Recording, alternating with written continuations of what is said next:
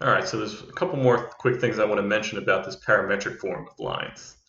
So it actually has a huge advantage over what you're probably beat over the head with, which is y is equal to mx plus b. So this form of the line says, okay, I'm going to specify a slope m and a y-intercept b, and from that I can specify my full line. All right, so let's do it on a vertical line. Okay. So if I do this on a vertical line, then what's the slope? Well, if you think about it, the slope is rise over run. There's no run on a vertical line. That thing does not move at all from left to right. It's straight up. So the run is 0. So actually the slope of a vertical line is infinity. So if we try to use this equation, we're saying y is equal to infinity x plus b. And that's not very nice, right? And what it really is saying is a vertical line is a special case where we say x is equal to something, not y is equal to mx plus b. So there we would say x is equal to 3, for example. And that would be the vertical line that meets the x-axis at 3.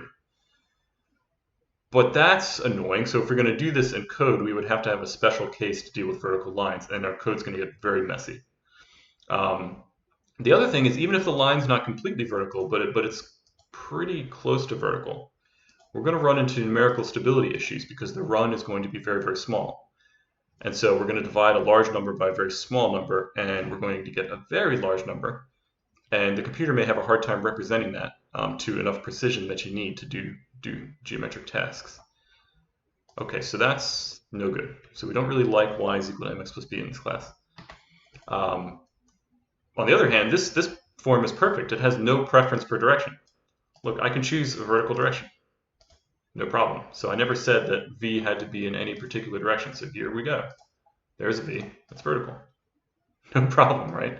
And it can be close to vertical just the same. So this form has no preference for direction. The other thing that's nice about it is it works in any dimension. So I drew these in 2D, but I just as easily could have said, well, give me an initial point in 3D and give me a direction in 3D, and now I can specify a line in 3D. You have to think a lot harder to come up with an equation like this in 3D, but this works in any dimension. Okay, very nice. We like this. Now let me move on to another representation of lines. So we're going to pretty much only use this parametric representation for rays, but for lines and planes, we're going to talk about another representation. So this is called the implicit representation. And we're going to be able to generalize it to any dimension, but let me first just start by working in 2D, okay? So I'll say implicit form of lines in 2D. So in the parametric form, we came up with an equation that given a t, we can construct points on the line. So we can trace out points on the line. This is going to be a little different. Our goal here is going to be to go backwards a little bit. We're going to say, well, what does a point on the line have to satisfy in order to actually be on the line? So we're going to try to come up with an equation that is true if and only if the point's actually on the line. All right. So we're going to start off actually a pretty similar way. And we're going to start with a point that's on the line. So I'll call that point P0 now, actually. And let me now draw a line that we could be considering here. So here's a line.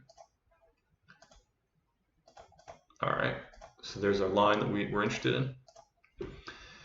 And now, I mean, last time I specified the direction. This time I'm going to specify a different piece of information, which is actually the normal to the line. So instead of specifying something that's a vector that's in the direction of the line, I'm going to specify a vector that I call n, which is the normal, which is perpendicular to the direction of the line. So this is a right angle here.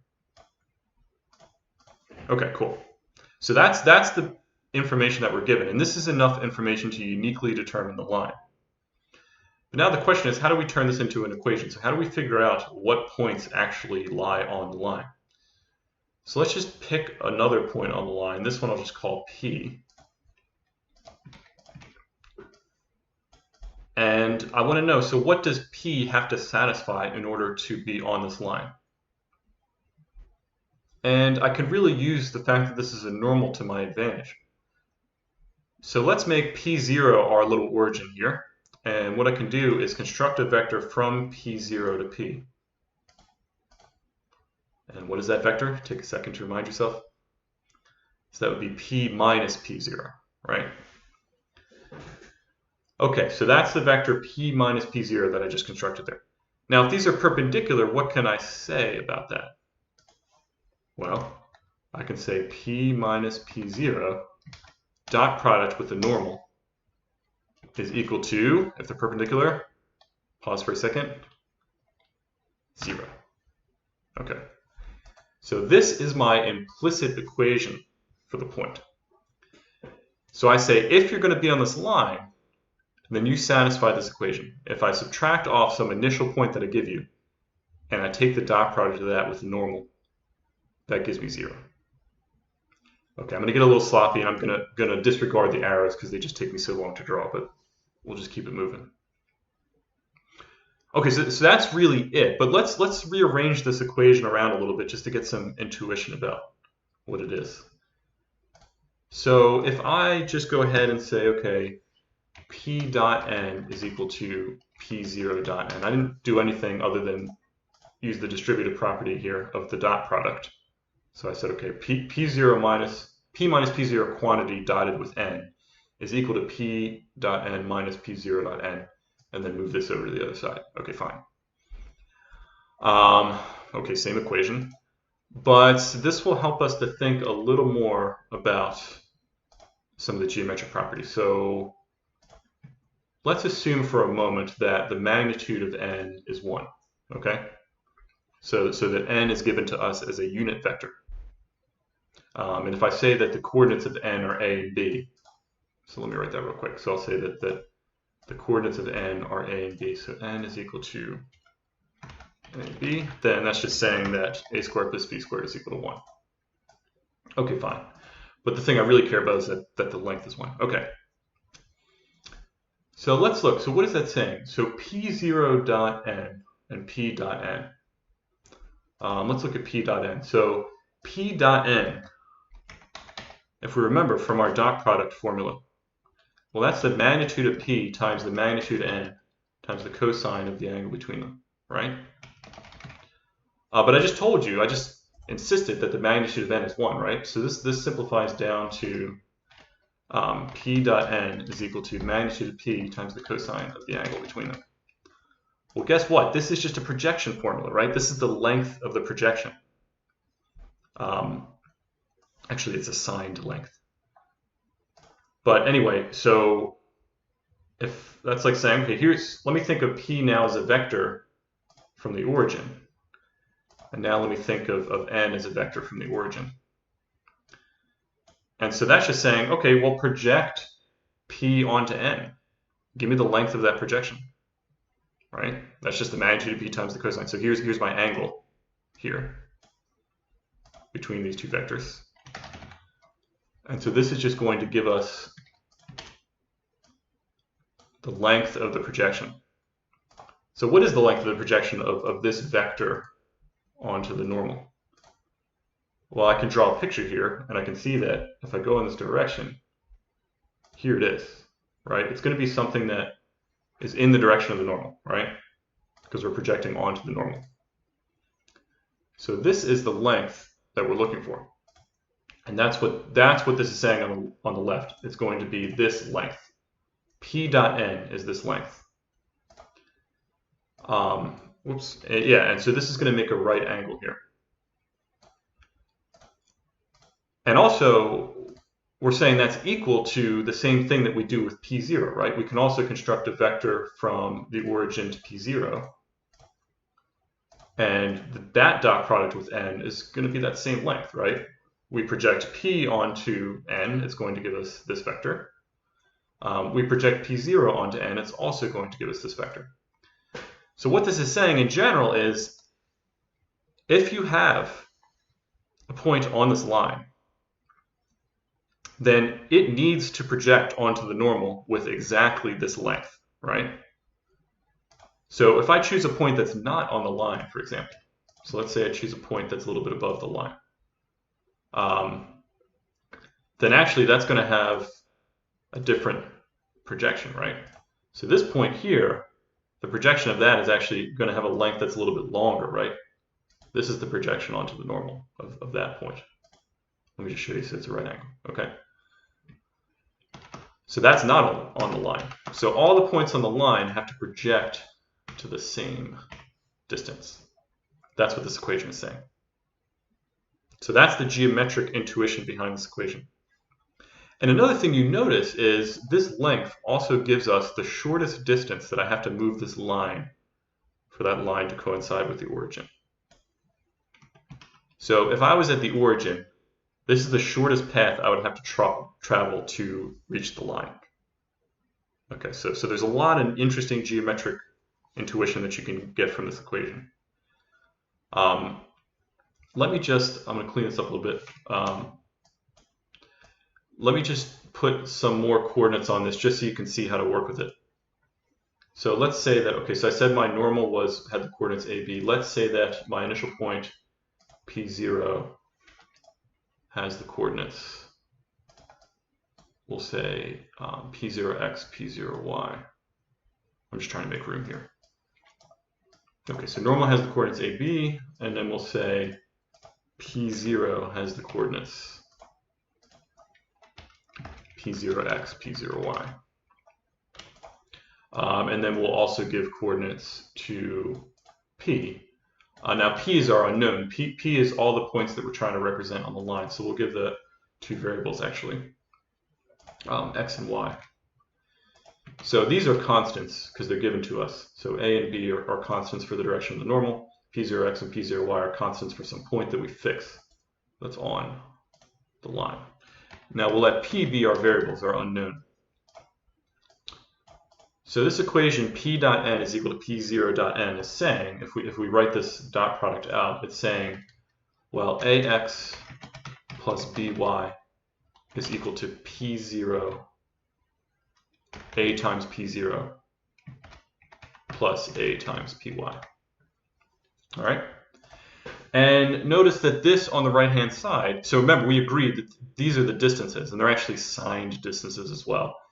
If this line was on the other side, so if this normal was pointing in another direction and this line was actually below here, then we would get, this would be a negative.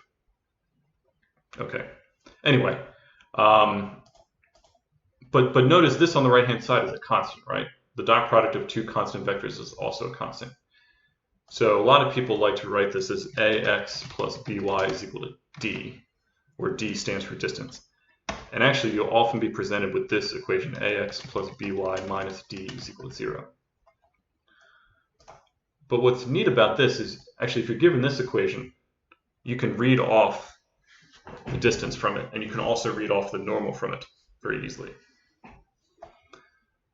So let's go through an example of that. So let me look and see what example I wanted to do. Okay, so we'll start off with a pretty simple example. So let's say that we had a P0 which was 2, 3, and a normal direction which will go with our favorite direction, which is vertical. Okay, so let's start off with that and see how that works here. Okay, so if we plug all of this in, well, first let's do the right-hand side. So 2, 3 dot, so P0 dot n is equal to 2 times 0 plus 3 times 1. So that's going to be 3, right? And then on the left-hand side, we have, okay, so we have A, which is 0 times x, plus B, which is 1 times y. And we say that equals 3. So we see, I'm sorry, this is not a vertical line, this is a horizontal line. So we end up with the equation y equals 3, right? Because I didn't give you the direction, I gave you the normal direction. Okay, so we see y is equal to 3. So let's plot that. So if we plot that, we get, here's our line. So this is y equals 3. And it's pretty easy to see in this case that, yeah, this has a distance of 3 from the origin, right? This line, if this is up at y is equal to 3, and here's the origin down here, then that has a distance of 3. So we stuck with the unit normal here, we got a distance of 3. And so some people might, instead of writing that y is equal to 3, they might say y minus 3 is equal to 0. Okay. And then I would notice, okay, I'm always looking at, so it's minus d. So d is actually positive here. So this is a positive distance to the origin with respect to the normal. Okay, let's do another example that's a little fancier. So maybe not a normal that is aligned to an axis, but if I say p0 is equal to, let's say 2, 4, and let's make the normal direction -1, 1. Okay, so let me draw my x and y axes again. Okay, so let me say I'll put that, so 2, 4, let's see, that's around here. And then 1, -1, that's actually a vector that goes -1 in the x and +1 in y. So that's this vector, okay. And so the line should look like this at the end of the day, right? Okay, so let's go ahead and just plug in our formula. So our formula was, I'll just copy it again down here. I like starting it with this way, p dot n is equal to p0 dot n. Okay, so first let's just do p0 dot n. So p0 dot n is equal to 2 times -1, which is -2, plus 4 times 1.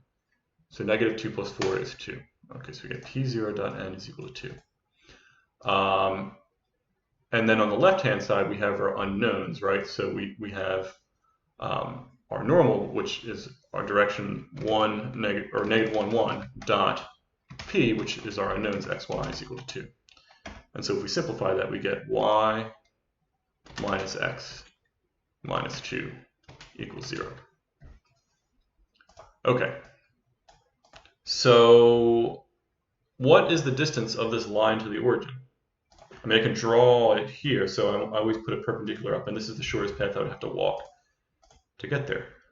Now, is it 2? So I have to be a little careful here, right? I told you that that would only work if n was a unit normal. Now, is n a unit normal here? So what's the magnitude of n?